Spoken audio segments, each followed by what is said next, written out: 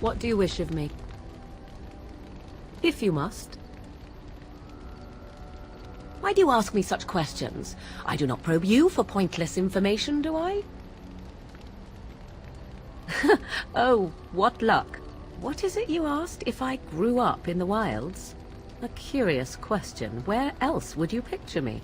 For many years it was simply Flemeth and I. The wilds and its creatures were more real to me than Flemeth's tales of the world of man.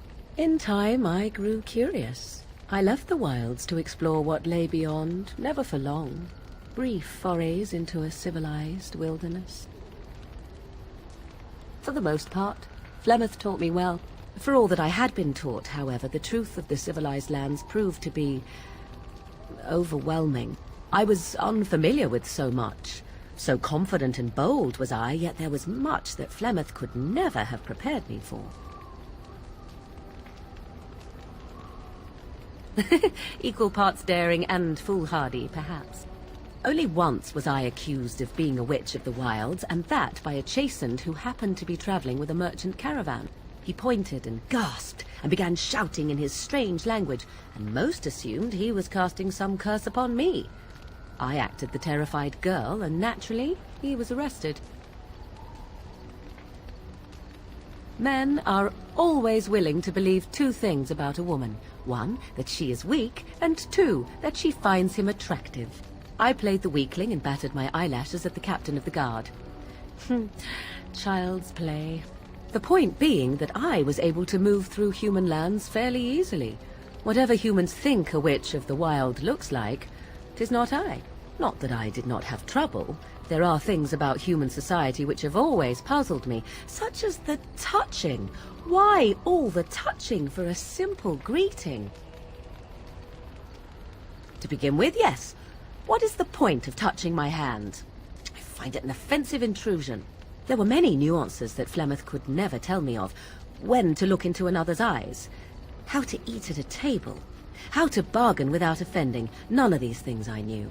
I still do not understand it all, truth be told, but then I gave up long ago any hope of doing so. When I returned to the wilds last, I swore to Flemeth that I had no intention of leaving again. Yes, here I am. Well, let's get on with it before the ground opens up and swallows us, yes?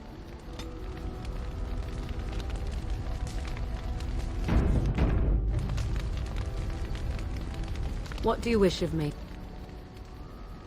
If you must.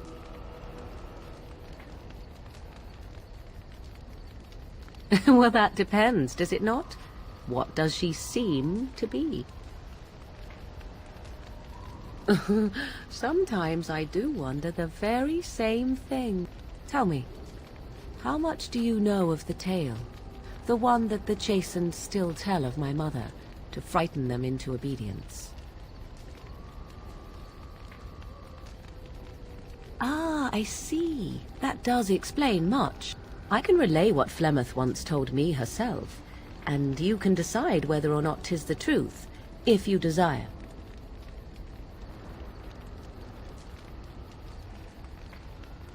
As the tale is sung by the bards, there was a time when Flemeth was young and beautiful, a fair lass in a land of barbarian men, the desire of any who saw her.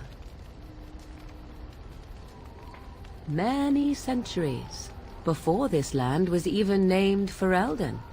The tales say that Flemeth fell in love with Osen the bard, and fled the castle of her husband, the dread Lord Conobar, and that he swore vengeance for her infidelity. In truth, my mother claims that 'twas Osen who was her husband, and Conobar the jealous lord who looked on from afar. Lord Conobar approached young Osen and offered him wealth and power in exchange for his lovely wife, and Osen agreed. The life of a bard is a poor one, and love fades in the wake of hunger. 'Twas Flemeth who suggested the arrangement. All would have been well had Lord Conobar kept his end of the bargain. But he was a foul man who bargained with coin he did not possess. Osen was led off to a field and slain, left for dead. Flemeth spoke to the spirits and learned of the deed, and swore revenge.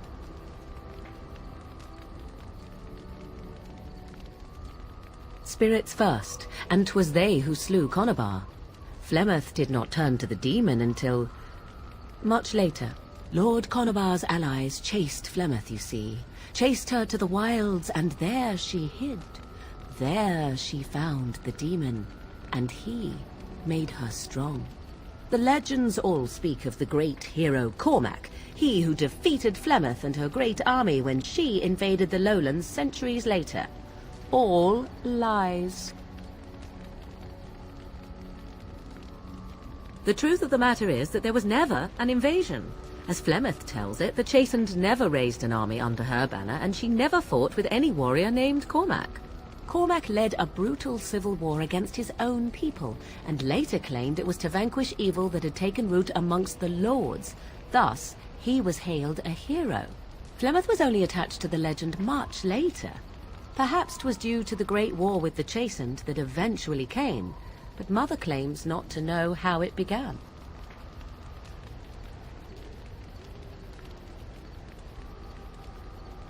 I do not believe everything that Flemeth claims.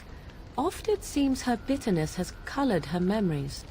But on the whole, yes, I believe this tale, if not all.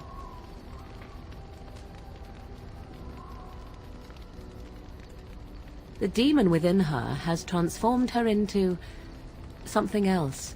An abomination, perhaps some would say. I know not. I only know my mother is clever, and she is part of the wilds as it is part of her.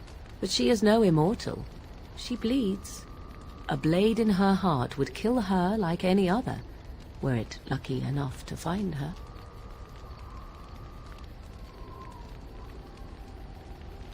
How often is this usually? Always? If not always, then when is it not true? There are more things in this world and the next than you or I could ever hope to understand. What Flemeth became is a mystery. I suspect, even to her. You ask if I have sisters. I have asked of this myself. The stories tell of many witches of the wilds after all, not just the one.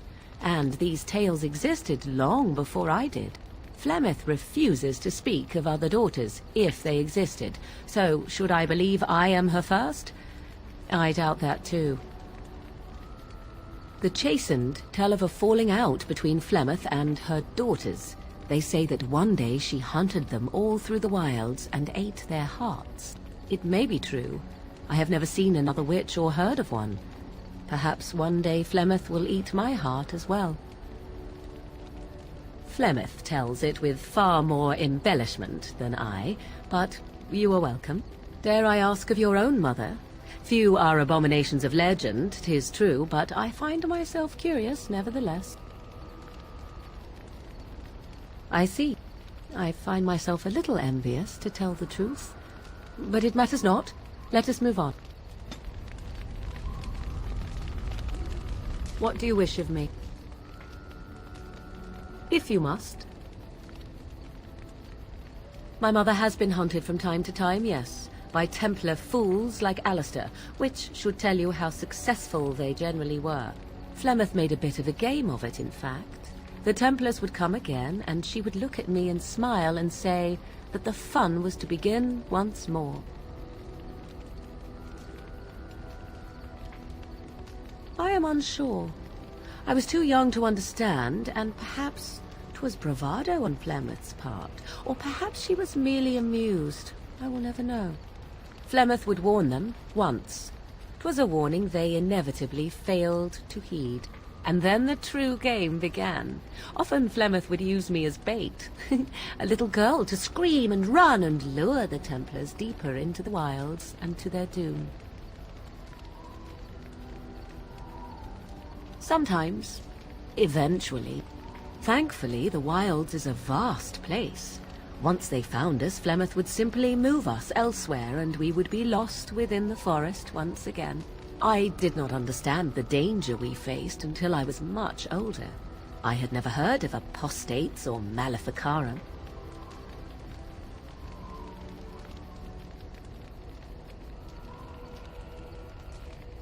You do not know? The Zealots use that word for any magic they do not control. The Chantry sees any mages not leashed to the Circle of Magi as apostates, and apostates could become Maleficarum, evil mages that resort to blood magic and become demon-enslaved abominations. It may even be true, still, those of us who prefer freedom see no reason to submit.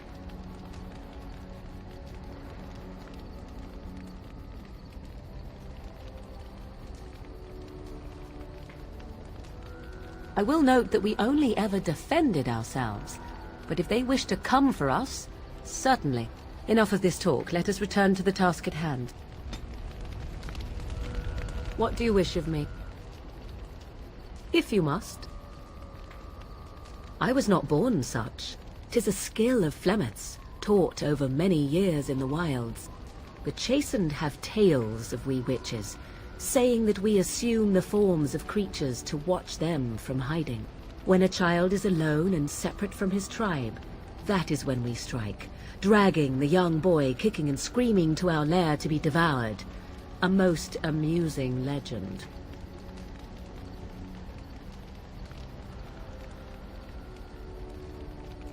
So I assume. My mother has walked the wilds far longer than I. Who am I to suggest what things she has done and not done in her past? Why do you ask? Is there something specific you wish to know? The form of an animal is different from my own. One may study the creature, learn to move as it does, think as it does. In time, this allows one to become as it is. I gain nothing by studying another human. I already am the same as they are. I learn nothing. So the answer is no, my human form is the only one I possess.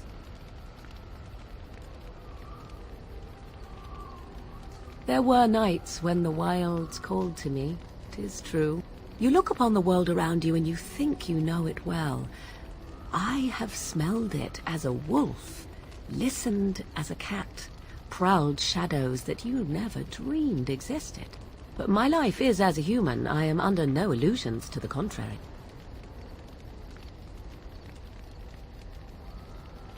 They do not shy away from me. To their senses, I believe I seem like any other of their species. As to what they think, I truly cannot say. Just as I am still human, no matter my form, they are still animals. Thus they cannot speak, even were I to ask.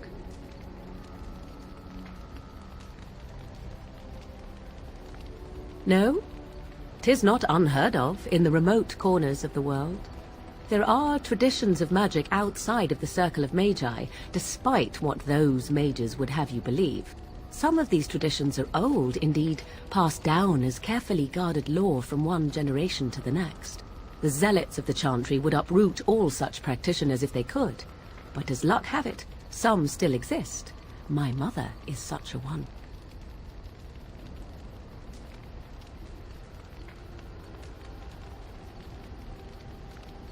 I'm shocked that you think so, being a mage of the Circle as you were, but perhaps you felt a little like a caged bird as well, caught within that dark tower.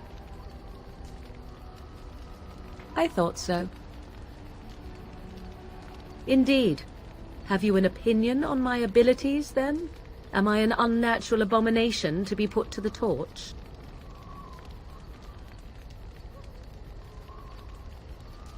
A most practical opinion. Far more so than any man I have spoken to. But enough of such talk. Let us proceed, lest the dust gather on us.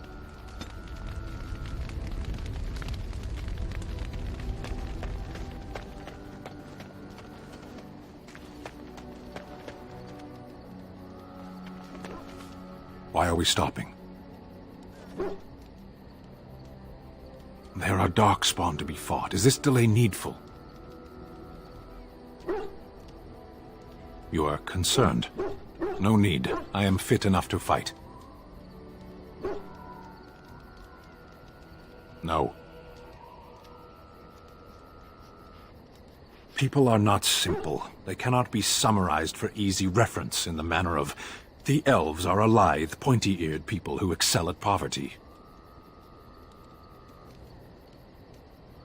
I am.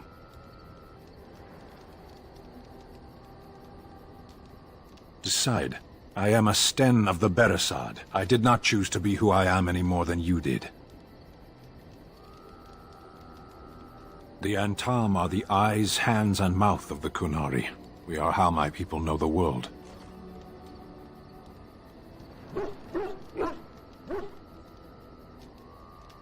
Compared to what?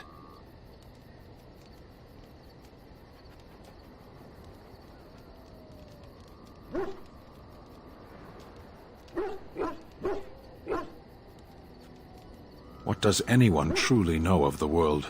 The world changes. We change. The Antam observe what we can, just as you do. There is no point to this. We are keeping the Darkspawn waiting. As you wish. Yes. Sitting, as you observed. Thank you.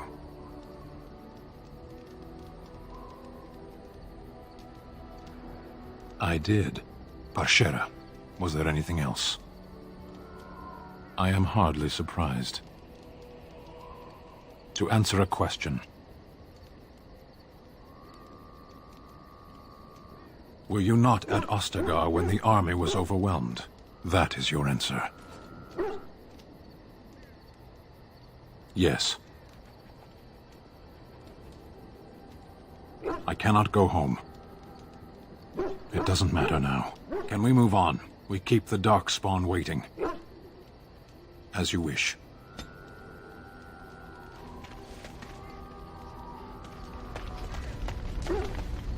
Yes? Well, here I am. I knew this would come up sooner or later. I don't know how to explain, but I had a dream. In it, there was an impenetrable darkness. It was so dense, so real. And there was a noise, a terrible, ungodly noise. I stood on a peak and watched as the darkness consumed everything. And when the storm swallowed the last of the sun's light, I fell. And the darkness drew me in. I suppose I did. That was what the darkness was, no? When I woke, I went to the Chantry's gardens, as I always do. But that day, the rosebush in the corner had flowered. Everyone knew that bush was dead. It was grey and twisted and gnarled, the ugliest thing you ever saw.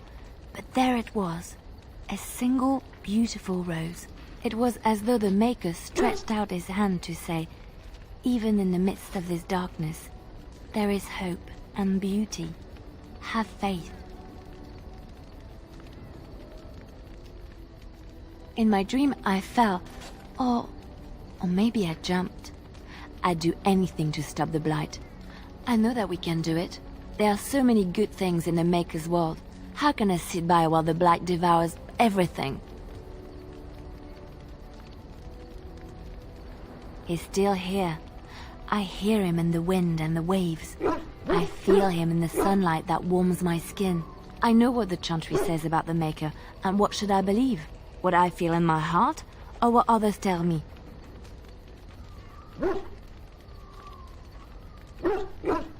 Thank you. It's nice to find someone who agrees. I know what I know, and no one will ever make that untrue.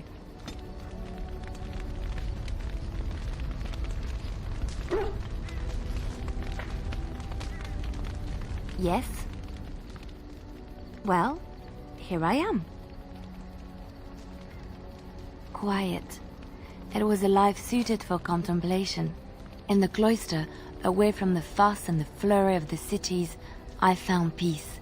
And in that stillness, I could hear the Maker. But it was not perfect. Some of my Chantry fellows were condescending. That is the nature of religious folk, I suppose.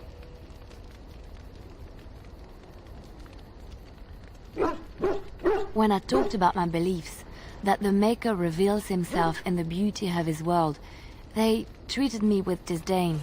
They want to believe that he's gone, so that when he turns his gaze on them, it means they are special, chosen. He cannot possibly have love for all, the sick and the weary, the beggars and the fools.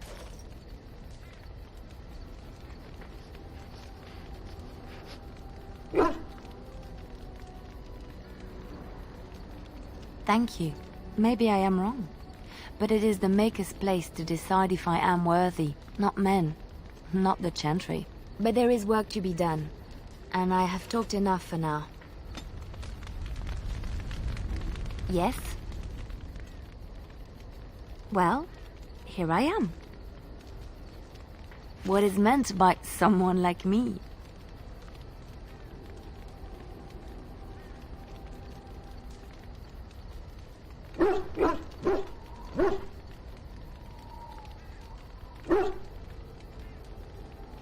Did you think I was always a cloistered sister? The Chantry provides succor and safe harbor to all who seek it. I chose to stay and become affirmed. We affirm our belief in the Maker, in Andraste and the Chant, but other than that, there are no vows taken.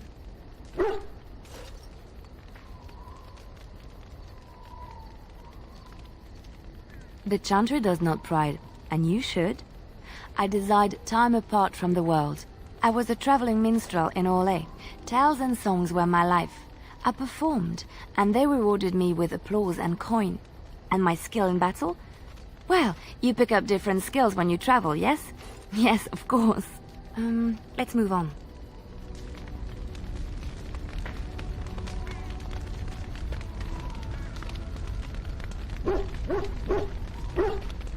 What do you need? You don't have to do that. I know you didn't know him as long as I did.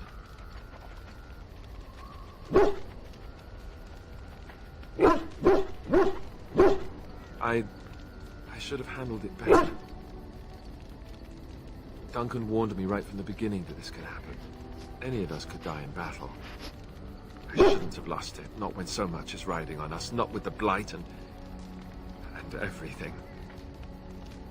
I'm sorry.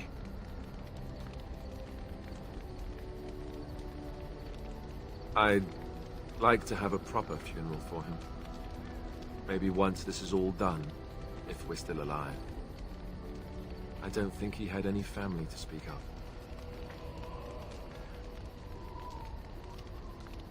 I don't know. I have no idea what the Grey Wardens do for their...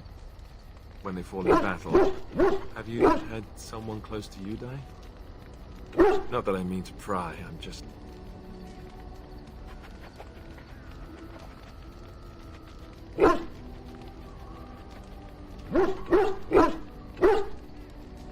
That must have felt a lot like when I got sent to the Chantry. You mages don't even get a say in the matter after all. Thank you. Really, I mean it. It was good to talk about it, at least a little. I'd like that. So would he, I think. What do you need? Ask away. Essentially, they're trained to fight. The Chantry would tell you that the Templars exist simply to defend. But don't let them fool you. They're an army.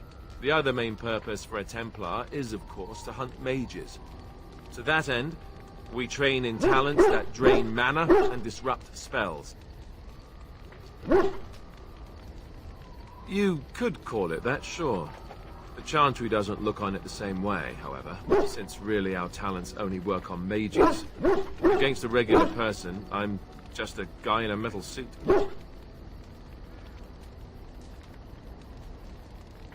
No, I never actually became a full Templar.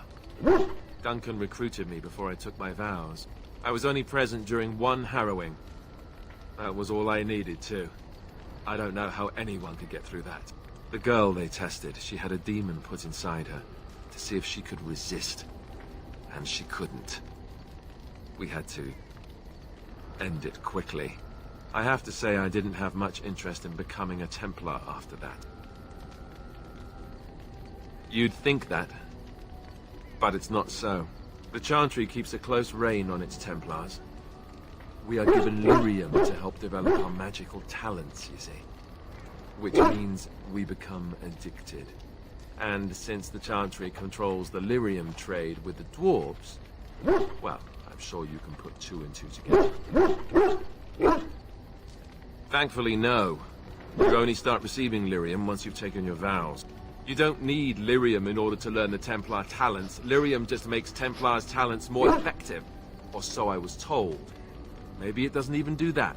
The Chantry usually doesn't let their Templars get away, either, so they can spread their secrets. I'm a bit of an exception. Lucky me. What do you need? Ask away. Such as they are. That's a good question. There's plenty in Orlais, but who knows where they might be found. And the nearest Orlesian city is weeks away. If we go north and across the sea, there's bound to be some in the Free Marches. Again, however, I just don't know where. I don't know anything about Grey Wardens in other lands. Here in Ferelden, there's our compound in Denerim at the palace, but that's it. Loghain will have control over that and be watching it, no doubt. Beyond that, the only place I know of is Weishaupt Fortress. That's the headquarters of all Grey Wardens in the Anderfelds, 1,000 miles from here. But I've no idea how to even contact them. So unless we try to get back to the compound in Denerim, I suppose the answer is no. There's nowhere for us to go. I imagine that eventually the Grey Wardens outside of Ferelden will wonder what's happened. Why there's no contact from Duncan or someone. They'll send someone eventually. Though who knows what Loghain's people in Denerim will tell them. Maybe they won't send anyone. We could try to contact them. But that would mean leaving Ferelden, and even if we did, they couldn't come back with us in time to stop the Blight. So that means whatever happens, it's up to us. I mean, eventually we would have to use the joining to make more Grey Wardens, right? But I don't know how to do the joining, or what's involved. I know it involves lyrium and some other magic, and that it's really difficult to prepare, but that's it. Unless we can find out more about the joining, I guess we better get used to the idea that there might only be 2 of us for now. Until more come from elsewhere. Just left? You mean just left Ferelden? I don't know. If there's an archdemon, however, we're supposed to be the only ones who can defeat it. And that means the Blight would grow unchecked. Eventually, other Grey Wardens in Orlais and other lands would hear about it, and they would come to fight it, but they wouldn't come in time to save Ferelden. There's no way. I'm not going anywhere. About the Grey Wardens, anyhow. Fair enough. What do you need? Ask away. Same way you did. You drink some blood, you choke on it, and pass out. You haven't forgotten already, have you? I do my best. What can I say? Let's see, I was in the Chantry before. I trained for many years to become a Templar, in fact. That's where I learned most of my skills.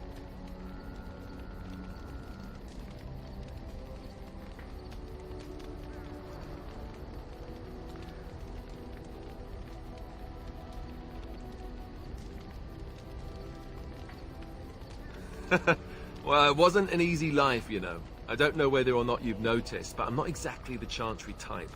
The Grand Cleric didn't want to let me go. Duncan was forced to conscript me, actually, and was she ever furious when he did. I thought she was going to have us both arrested. I was lucky.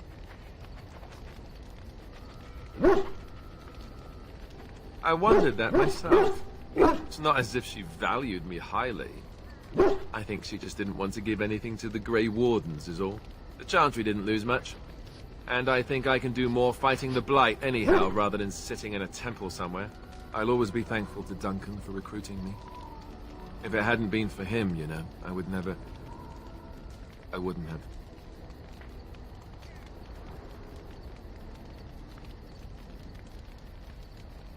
No, it's... I'm sorry. I shouldn't be. It's fine. He died a hero. They all did. Come on, let's go. I think I'm done talking.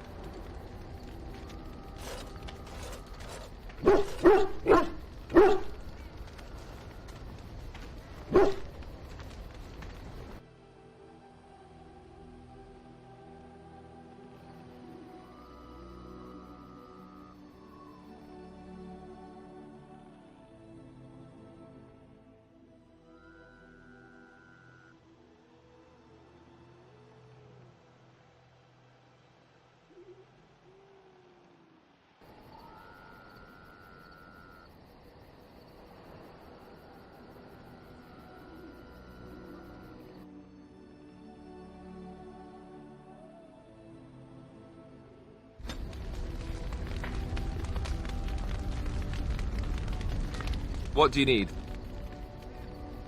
Ask away. Oh, did I say that? I meant that dogs raised me. Giant slobbering dogs from the Anderfells. A whole pack of them, in fact.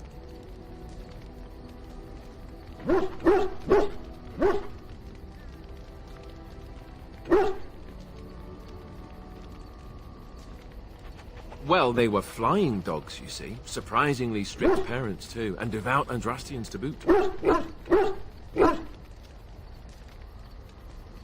All right, I give. I cannot match your rapier wit. Let's see, how do I explain this? I'm a bastard. And before you make any smart comments, I mean the fatherless kind. My mother was a serving girl in Redcliffe Castle who died when I was very young. Arl Eamon wasn't my father, but he took me in anyhow and put a roof over my head. He was good to me, and he didn't have to be. I respect the man, and I don't blame him anymore for sending me off to the Chantry once I was old enough.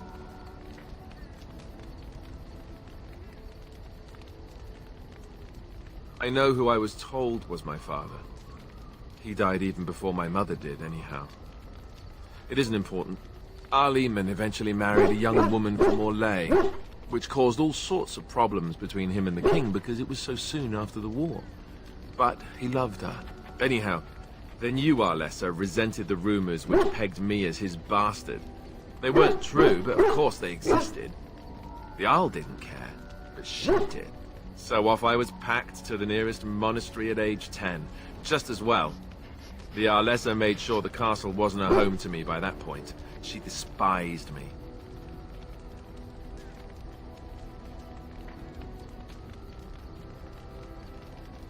I suppose you're right. I wasn't raised as the Arl's son, though, if you're picturing that. I slept in hay, out in the stables, not on silk sheets. I remember I had an amulet with Andraste's holy symbol on it. The only thing I had of my mother's.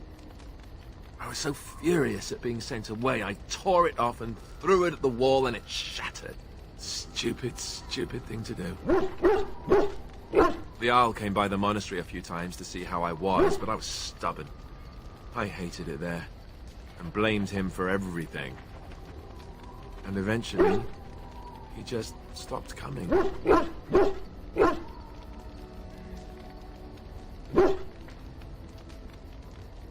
And raised my dogs. Or I may as well have been, the way I acted. But maybe all young bastards act like that. I don't know. All I know is that the Arl is a good man, and well loved by the people. He also was King Cailan's uncle, so he has a personal motivation to see Loghain pay for what he did. Anyway, that's really all there is to the story.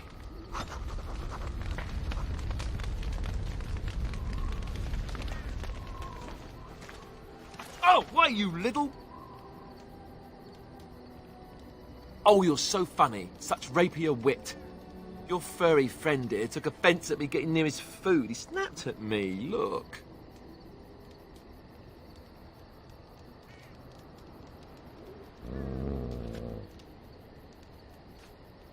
Sometimes I forget that he's a war dog. That'll teach me.